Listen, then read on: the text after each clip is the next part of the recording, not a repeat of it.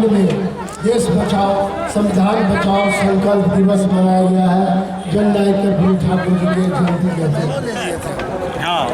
Sir, आज कर्पूरी जी के जयंती पर ये जन सैलाब को आप संबोधित कर रहे थे। हम दो शब्द सुनेंगे कि आपके ये जयंती को इतने बड़े पैमाने पर मनाने के पीछे क्या उद्देश्य है सर? 3-4 लाइन में बता दें। जी, शॉर्ट में बताइए सर। सर झुकाने से कुछ नहीं होगा जी। हम लोग आज यही आह्वान किए हैं लोगों को कि सर झुकाने से कुछ नहीं होगा, सर उठाओ तो कोई बात बनी। जिंदगी भीख में नहीं मिलती है, जिंदगी छीनना पड़ता है। हम संविधान के हक को छीनेंगे।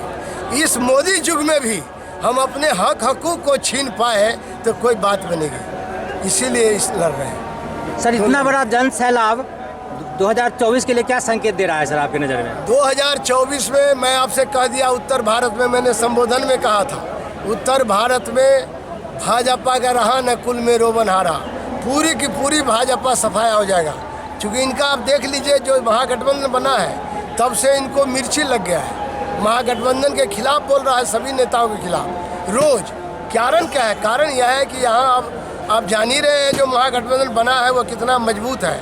बिहार में सब राष्ट्रीय नेता आप डेरा डालने वाले हैं। अभी 22 को आ रहे हैं गृह मंत्री, समूचा डेरा डाल देंगे तब वो बिहार निकल जाएगा। झारखंड, बिहार, उत्तर प्रदेश, इस बार उत्तर भारत में भाजपा का सफाया होने वाला है 2024 में। इसीलिए बहुत परेशान है वो, बहुत चिंतित है। हम लोग तो लड़ाई और संघर्ष में लगे हुए हैं और इनका सफाया हो जाए। Thank you sir. चलिए आप लोग वहाँ पर हमारे अतिथियों द्वारा जो उद्घाटन हो रहा है कार्यालय का, यहाँ से आप प्रस्थान करेंगे।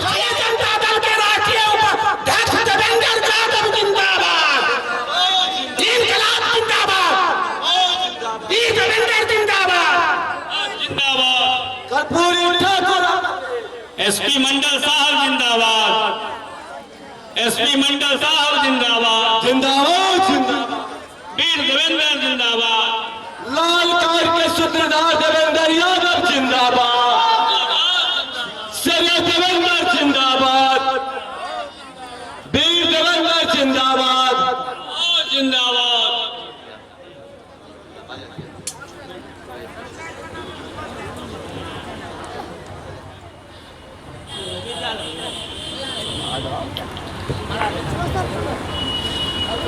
अब हमारे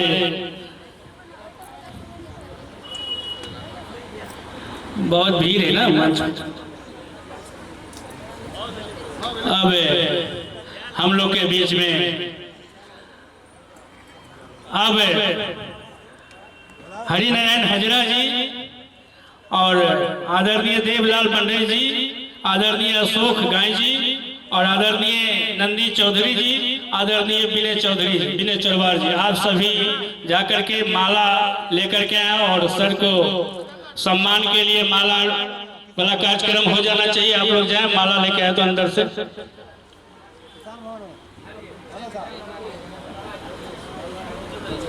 हमारे डुलीपट्टी पंचायत से आदरणीय बड़े भाई वीरेंद्र जी भी आ चुके हैं।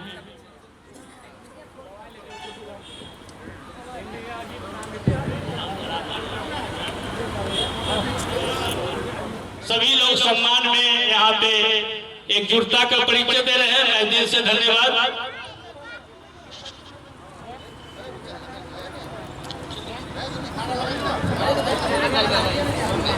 कर्पूरी ठाकुर अमर रहे, कर्पूरी ठाकुर अमर रहे, कर्पूरी ठाकुर अमर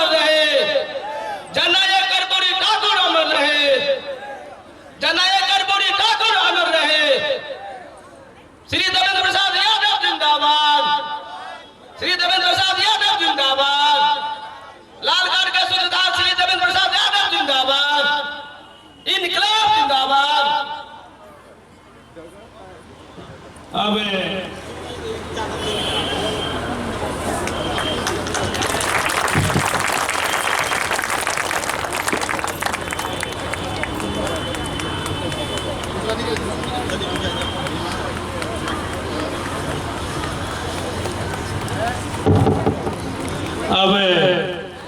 हमारे अतिथि द्वारा आदरणीय देवेंद्र प्रसाद जी द्वारा चूंकि चौथी बार नगर पंचायत में बड़े भाई कैलाश पासवान जी मुख्य पार्षद के रूप में इस बार भी चौथी बार चुनाव जीते हैं, इसको सम्मान करेंगे हमारे अतिथि आदरणीय देवेंद्र प्रसाद बाबू।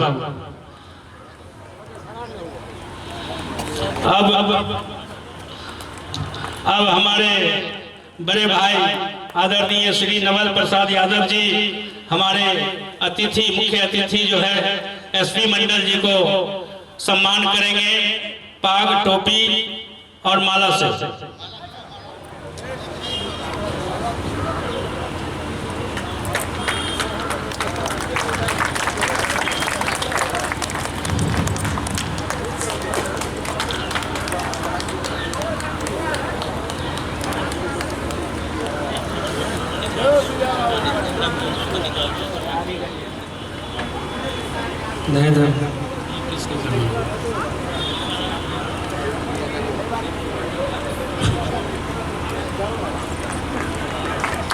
अब हमारे बेलही पूर्वी पंचायत के पंचायत अध्यक्ष हमारे गार्जियन आदरणीय मनीक लाल यादव जी को सम्मान करेंगे।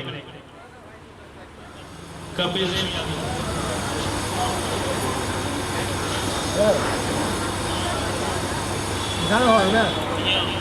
अब हमारे हरि हजरा जी विजयकांत बाबू को सम्मान करेंगे।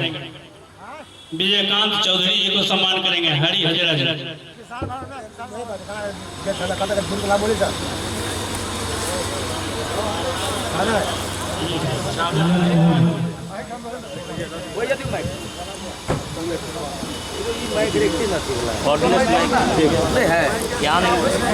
सर्वप्रथम आज जननायक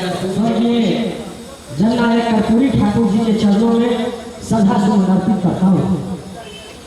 परम आदरणीय आज इस कार्यक्रम की अध्यक्षता कर रहे राष्ट्रीय जनता दल के प्रखंड अध्यक्ष आदरणीय उमेश यादव जी, इस कार्यक्रम में मुख्य अतिथि के रूप में जिन्होंने त्याग का एक आयाम राजनीति के अंदर स्थापित किया था, भारत सरकार के पूर्व केंद्रीय मंत्री, राष्ट्रीय जनता दल के उपाध्यक्ष, राष्ट्रीय उपाध्यक्ष, हम सबों के अभिभावक, हम सबों के गार्जियन माननीय श्री देवेंद्र प्रसाद यादव जी, मंचासीन हम सबों के अभिभावक आदरणीय प्रोफेसर एसपी मंडल साहब, सरोज कुमार यादव जी, प्रिंस यादव जी, सुधीर चौधरी जी, हमारे राजीव यादव जी चंपा से चलकर आए हैं।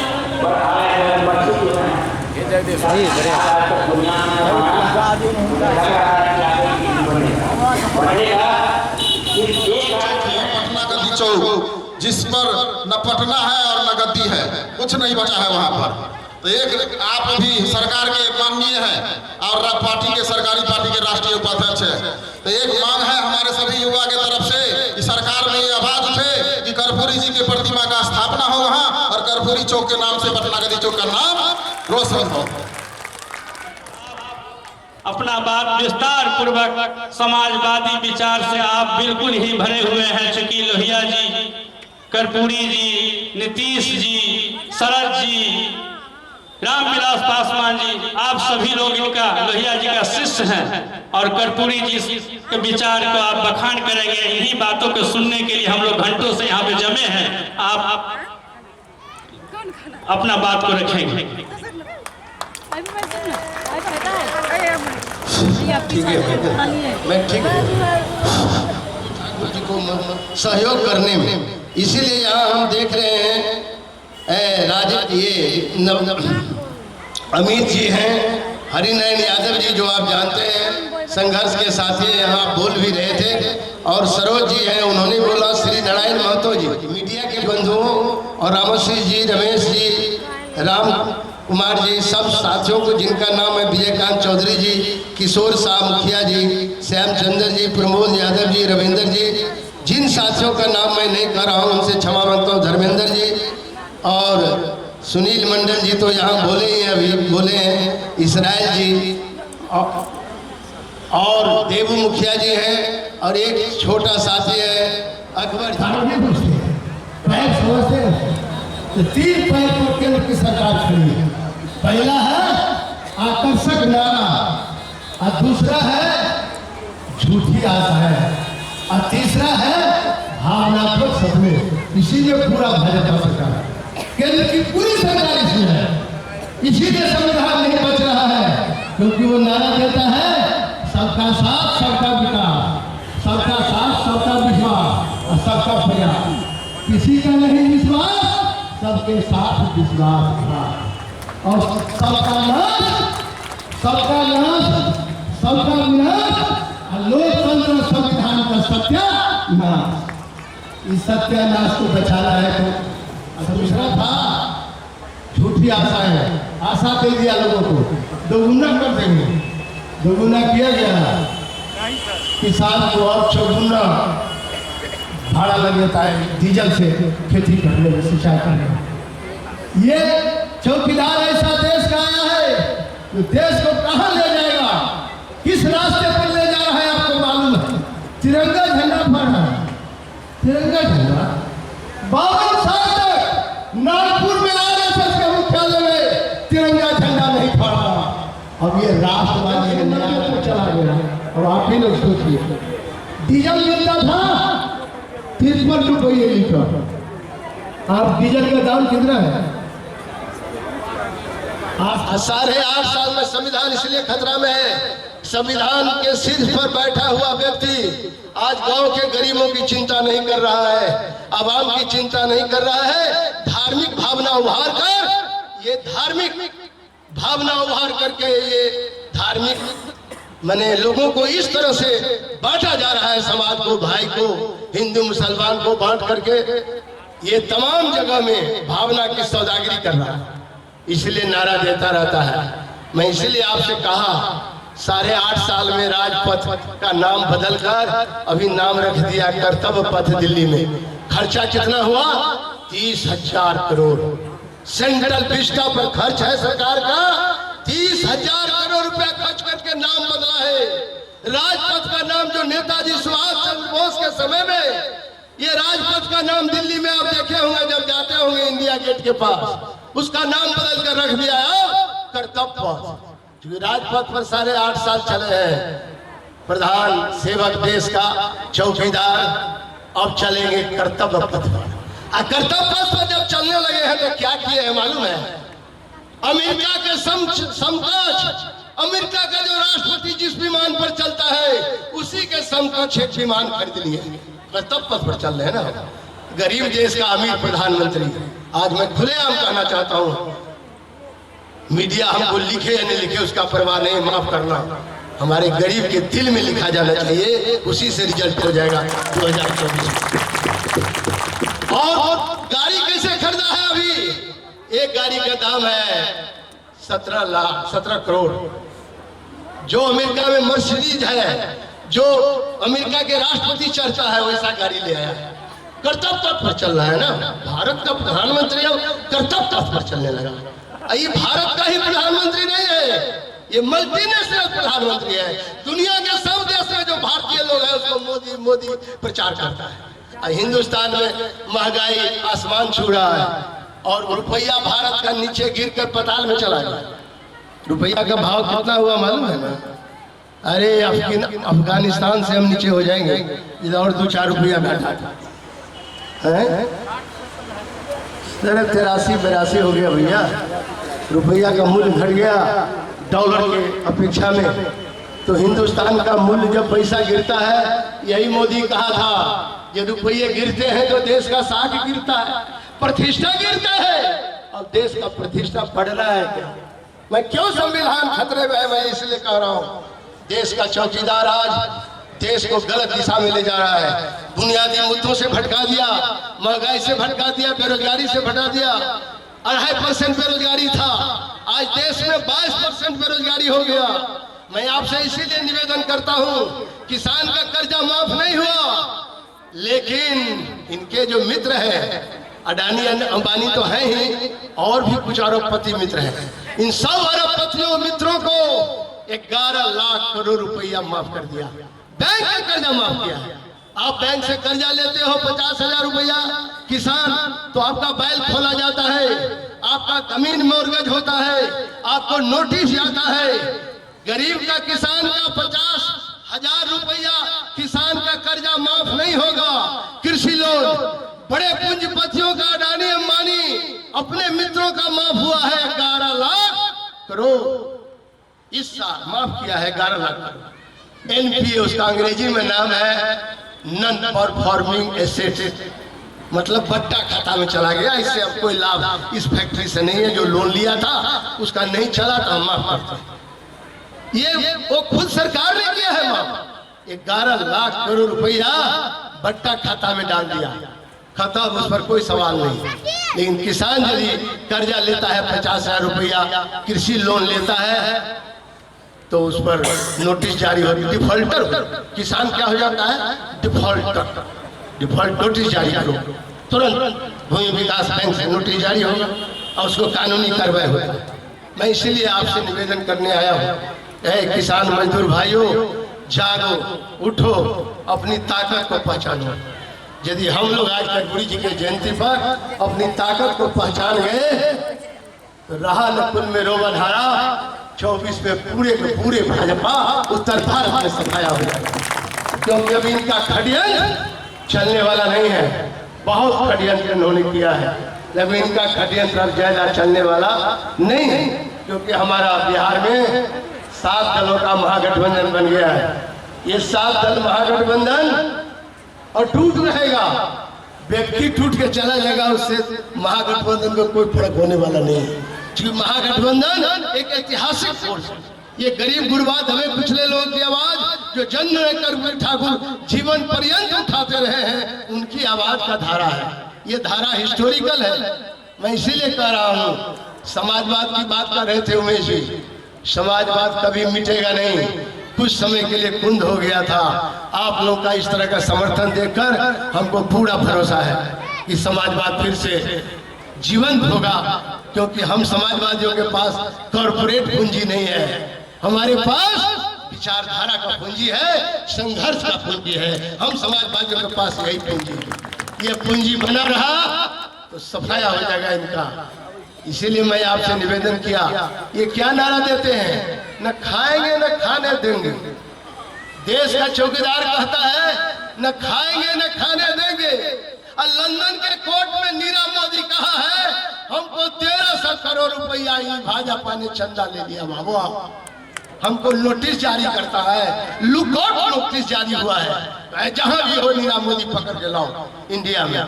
तब जा करके लंदन कोर्ट में अपील किया कि भैया हमको, हम अपने लिए है खाए हैं, 1300 करोड़ तो भाजपा लिया, चेक से दिए हैं, और कहता है न खाएंगे न खाने देंगे। कैसा लटकिया आदमी पैदा हो गया। हमको कोई कहा, गुजरात के लोग को हम पूछे, MP लोगों को, कहा शुरू में नाटक करता था, माफ करिएगा व्यक्तिगत बात हो जाएगा, देश का प्रधानमंत्री बड़ा भारी नाटक में पार्ट लेता था। इन नाटक को देश में नाटक कर रहा है, पार्ट लेता था बचपन में ही, बड़ा बढ़िया पार्ट रामलीला करता था बहुत। ये आ गया देश का प्रधानमंत्री हो गया, यहाँ पर रामलीला शुरू कर दिया। राम बिना सीता का होगा, कहता है जय श्री राम। अरे सीता मैया या इस धरती पर हम लोग सीतामढ़ी से लेकर धनुखा तक जाते हैं, जनकपुर तक, सीता मैया के बिना राम की कल्पना नहीं हो सकती है। सारा इतिहास राम का सीता के साथ जुड़ा हुआ है। लंका पर चढ़ाए राम ने क्यों किया था? सीता के लिए, सीता को मुक्त कराने। सीता मैया के बिना राम की कल्पना। गांव में चलिए, हम लोग भजन में कहता था, हमारा गांव का लोग बोलता है